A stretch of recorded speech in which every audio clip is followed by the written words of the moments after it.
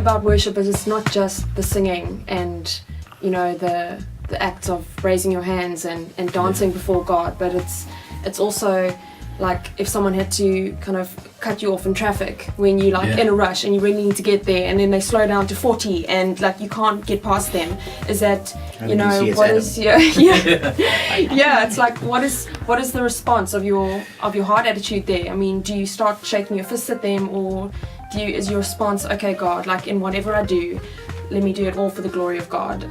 You know, the Bible talks about like whether you eat or drink or speak or what your deeds are, it all be for the glory of God.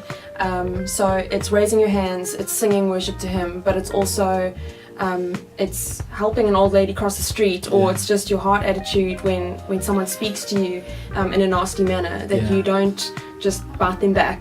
That it's like, okay, you know, let's do this in such a way that God is glorified in everything that I do. In the mundane things of life, and when you at work, at play, with your family.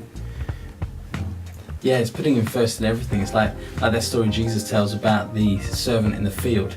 He works the whole day in the field, and then when he comes in the evening, he then serves the master his meal before he sits down for his own food. And that's really the heart of a worshipper, someone who's going to go the extra mile for God, always putting God first. You know, it doesn't matter if you had a crummy day and you come in at the end of a long day and you just want some me time, but you're still going to put God first. You're going to serve Him first before you sit down for your own food. And I think when you really get your heart that way round and your priorities sorted out in that route, then you're becoming a worshipper. And so whether you're at home or whether you're in church, you're going to be a worshipper, and it's going to come out of you. And that's when it's authentic. You're not just singing words on a Sunday, but you're living out those things from Monday right through Saturday.